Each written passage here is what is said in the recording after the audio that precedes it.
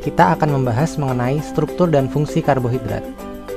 Karbohidrat merupakan biomolekul yang terdiri dari karbon dan hidrat atau H2O.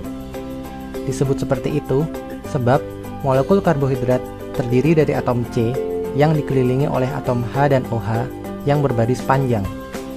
Semakin kompleks suatu karbohidrat, maka semakin banyak pula rangkaian atom C-nya. Salah satu contoh karbohidrat adalah glukosa. Ia merupakan molekul yang memiliki 6 atom C, sehingga rumus kimianya adalah C6H12O6. Glukosa dapat digambarkan memanjang seperti rantai.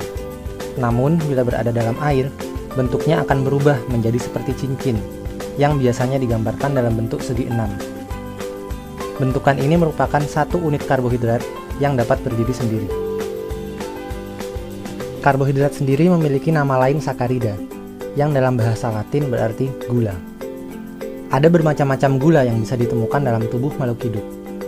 Namun secara umum ia dibagi menjadi dua, gula sederhana dan gula kompleks. Gula sederhana masih dibagi lagi menjadi beberapa kelompok. Yang pertama adalah monosakarida, bentuk karbohidrat yang paling sederhana, yang hanya berupa satu unit gula.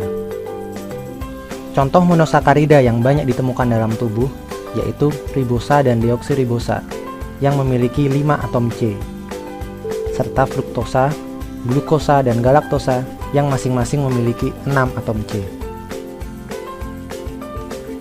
Selanjutnya adalah disakarida, molekul karbohidrat yang terdiri dari 2 unit gula.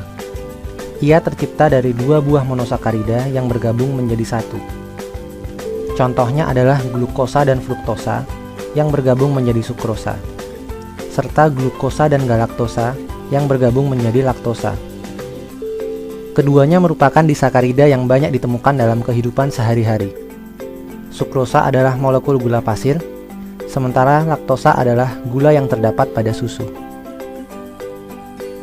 Kelompok gula sederhana yang terakhir adalah oligosakarida, molekul yang memiliki beberapa unit karbohidrat. Suatu molekul disebut oligosakarida apabila ia terdiri dari 3 sampai 10 unit gula. Oligosakarida ini banyak ditemukan pada permukaan membran sel. Ketiga jenis gula ini merupakan karbohidrat yang termasuk dalam kelompok gula sederhana. Setelah gula sederhana, kelompok selanjutnya adalah gula kompleks atau polisakarida, suatu molekul yang terdiri dari banyak gula. Satu molekul polisakarida bisa terdiri dari ratusan sampai ribuan unit gula. Berdasarkan fungsinya dalam tubuh, gula kompleks dapat dibagi menjadi 2, yaitu polisakarida yang berfungsi sebagai media penyimpanan energi dan polisakarida yang berfungsi sebagai penyusun struktur tubuh. Gula kompleks yang berperan sebagai penyimpanan energi tubuh adalah pati dan glikogen, sementara gula yang berperan sebagai penyusun struktur tubuh adalah selulosa dan kitin. Pati atau amilum merupakan cadangan gula pada tumbuhan yang diperoleh dari hasil fotosintesis. Cadangan gula ini dapat dikonsumsi oleh hewan dan manusia sebagai sumber energi. Pati terdapat pada nasi, jagung, dan ubi, ataupun pada produk olahan seperti roti. Glikogen merupakan cadangan gula pada manusia dan hewan yang disimpan di dalam sel hati dan otot. Molekul glikogen berukuran sangat besar. Ia merupakan gabungan dari sekitar 30.000 unit monosakarida yang dapat dipecah sewaktu-waktu untuk menghasilkan energi. Selulosa merupakan komponen struktural penyusun sel tumbuhan.